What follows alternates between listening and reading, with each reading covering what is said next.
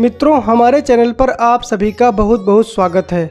मित्रों, एक बार माता पार्वती भगवान शिव से कहती हैं, प्रभु, संसार में कुछ लोग बहुत गरीब होते हैं और कुछ लोग धनवान होते हैं। मैं ये जानना चाहती हूँ कि कौन से लोगों को गरीबी के दिन कभी देखने को नहीं मिलते। तो भगवान शिव कहते हैं, हे पार्वती, मैं तुम्हें तुम्हारे प्रश्न का उत्तर एक छोटी सी कहानी के माध्यम से दूंगा। इसलिए मैं जब तक कहानी सुनाऊं तब तक तुम कहानी को पूरा और ध्यान से सुनना। तब माता पार्वती बोली, ठीक है प्रभु, आप कहानी सुनाइए, मैं कहानी को पूरा और ध्यान से सुनूंगी। मित्रों, आप भी कहानी को पूरा अवश्य सुनिएगा और उससे पहले चैनल को सब्सक्राइब करके वीडियो को एक लाइक कर दीजिए, जिससे हमारी हर वीडियो का नोटिफिकेशन सबसे पहले आप सभी तक पहुंच सके। भगवान शिव कहते हैं, हे पार्वती, यदि मनुष्य समय रहते हुए अपने जीवन में 2 काम कर ले तो उसे कभी भी गरीबी के दिन देखने को नहीं मिलते हैं। यह कहानी एक राजा की है, जिस राज्य में एक तरह के लोकतंत्र की व्यवस्था थी। उस राज्य की जनता हर 5 साल के बाद अपने राजा को बदल देती थी, और जब भी राजा अपने 5 साल पूरे कर लेता था तो उसको एक ऐसे जंगल में भेज दिया जाता था जहाँ पर मनुष्यों के खाने के लिए कुछ भी नहीं होता था। ये समझ लो, राजा को एक तरह की सज़ा दी जाती थी।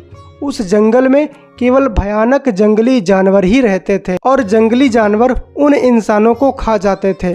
वहाँ पर राजा के खाने पीने की कोई व्यवस्था नहीं थी। भगवान शिव कहते हैं, हे पार्वती, उस राज्य की एक और परंपरा थी। जब किसी राजा के शासनकाल के 5 वर्ष पूरे हो जाते थे तो उसे अच्छे और मूल्यवान वस्त्र पहनाकर हाथी पर बिठाया जाता था। तब उसे दूर जंगल में छोड़ दिया जाता था, जहाँ पर उस इंसान के खाने के लिए, उस राजा के खाने पीने के लिए कुछ भी नहीं होता था। इसलिए वहाँ एक समस्या उत्पन्न हो गई थी। कोई भी व्यक्ति राजा बनना नहीं चाहता था। कोई बहुत ही हिम्मत वाला व्यक्ति ही राजा बनना चाहता था। ऐसे ही एक बार प्रजा अपने राजा का चुनाव कर रही थी, तो कोई व्यक्ति राजा के पद को स्वीकार नहीं कर रहा था।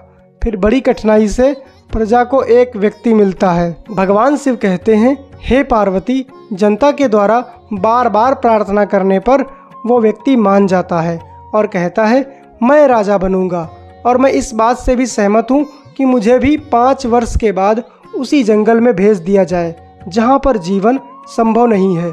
जनता की बात को मानकर वह व्यक्ति राजा बन जाता है, और जब वो व्यक्ति राजा बन जाता है तो वो इस बात को भूल जाता है कि उसे 5 वर्ष के बाद भयानक जंगल में मरने के लिए छोड़ दिया जाएगा। वो तो राज्य वैभव के सुख में लिप्त हो जाता है, और इसी तरह 2 वर्ष का समय बीत जाता है। तब अचानक उसे एक दिन याद आता है कि अब तो मैं केवल 3 वर्ष का राजा रह गया हूँ। इसके बाद मुझे उसी भयानक जंगल में छोड़ दिया जाएगा। फिर तो उसे भारी चिंता हो जाती है, और चिंता के मारे उसे नींद भी नहीं आती है। फिर वह अपने मंत्री और कुछ सैनिकों के साथ उसी जंगल को देखने के लिए जाता है। राजा वहां जाकर देखता है कि वहां पर बहुत से राजाओं के मृत कंकाल पड़े हुए हैं, और वह जंगल इतना घना है कि नाम मात्र का ही प्रकाश दिखाई पड़ता है। वहां पर अलग अलग तरह के जंगली जानवर रहते हैं। ऐसा नज़ारा देखकर जंगल से आने के बाद वो राजा बहुत गहरी सोच में डूब जाता है, और इस तरह कई घंटों तक वो ये सोचता रहता है कि आने वाले समय में मेरा क्या होगा। तब उसे एक उपाय सूझता है। उसे याद आता है कि अभी मेरे कार्यकाल को 3 वर्ष रह गए हैं। मुझे इन 3 वर्षों में ऐसा कुछ कर लेना है जिसको करने से मेरा आगे का जीवन आसानी से कट सके। और फिर वो एक योजना बनाता है कि मुझे 3 साल के बाद उसी जंगल में जाना है। इसलिए मुझे 3 साल के अंदर उस जंगल को एक शहर में बदल देना चाहिए। और फिर ऐसा सोचकर राजा उस घने जंगल के सभी पेड़ धीरे धीरे कटवा देता है। जंगल में पेड़ों के ना रह जाने से जंगल के सभी जानवर वहां से भाग जाते हैं। जब प्रजा राजा से इसका उत्तर मांगती है तो राजा कहता है, मैं अपने राज्य के लोगों को कृषि योग्य भूमि प्रदान कर रहा हूँ, और इसीलिए मैंने जंगल कटवाया है। प्रजा को भी इस बात से बड़ी खुशी होती है कि राजा उनका ध्यान रखता है। और फिर प्रजा के लोग वहाँ पर खेती बाड़ी का काम शुरू कर देते हैं। और जब प्रजा के लोग वहाँ पर खेती करने लगते हैं तो धीरे धीरे वहाँ पर रहना भी शुरू कर देते हैं। पहले तो वे खेतों में कच्चे घर ही बनाते हैं, इसके बाद पक्के घर बनाने लग जाते हैं और धीरे धीरे वो जंगल एक विशाल नगर का रूप ले लेता है। फिर राजा उस नगर में एक विशाल महल का निर्माण करवाता है और इस तरह से राजा के बचे हुए 3 साल भी पूरे हो जाते हैं। अब राजा के कार्यकाल के 5 वर्ष पूरे हो चुके थे और उसे जंगल में जाना था। लेकिन मित्रों, अभी कहानी पूरी नहीं हुई है, मुख्य कहानी तो अब शुरू होती है। इसलिए अभी वीडियो में बने रहें और वीडियो पसंद आ रही है तो एक लाइक ज़रूर कर दें। 5 वर्षों के शासन के बाद राजा को हाथी पर बैठकर जंगल में जाना था, इसलिए उसे हाथी पर बिठाया जाता है और राजा बड़े ही शान से उस जंगल की ओर जाने लगता है। लेकिन दोस्तों, सोच कर देखो, क्या राजा अब जंगल को जाएगा या नहीं? तो इसका उत्तर है नहीं, राजा जंगल को नहीं जाएगा। राजा तो अपने उसी महल में जाएगा जिस महल को उसने अपने लिए बनवाया था। मित्रों, इस राजा से पहले भी जितने राजा आए उन्हें भी 5 वर्ष ही मिले थे और इस राजा को भी केवल 5 वर्ष ही मिले। लेकिन उन सभी राजाओं ने राजा बनते ही भोग विलास का जीवन व्यतीत करना शुरू कर दिया। मित्रों, फिर शिवजी कहते हैं, हे पार्वती, असल में हर मनुष्य यही करता है। जब उसका जन्म होता है तो कुछ वर्ष तो उसे यूं ही बीत जाते हैं। जब युवा अवस्था में वो कुछ समझदार होता है तो वह राजा की तरह नहीं सोच पाता, वो बुरी संगत में फंस जाता है और उसे ये भी याद नहीं रह जाता कि जीवन समाप्त होने के बाद उसे जहाँ जाना है वहाँ जाने की उसने क्या तैयारी की है।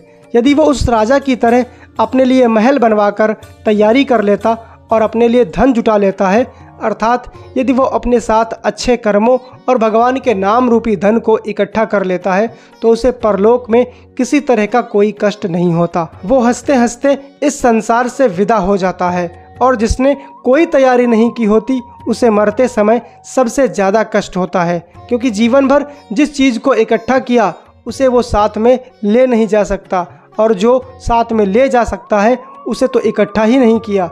फिर भगवान शिव कहते हैं, हे पार्वती, तुम्हारा प्रश्न था कि कौन से लोगों को कभी गरीबी देखने के लिए नहीं मिलती, तो समझ लो हर इंसान को अपना जीवन बनाने के लिए, अपने जीवन की गरीबी मिटाने के लिए अवसर अवश्य मिलता है और उस अवसर का फ़ायदा जो उठा लेता है, अर्थात समय रहते जो इतनी मेहनत कर लेता है कि अपने भविष्य को अच्छा बना सके, ऐसा मनुष्य सारे जीवन भर धनवान होकर सुखपूर्वक जीवन जीता है। और जो समय रहते हुए मेहनत नहीं करता और मज़े मज़े में अपने समय को गुजार देता है, उसे अन्य राजाओं की तरह उसी जंगल में जाना पड़ता है।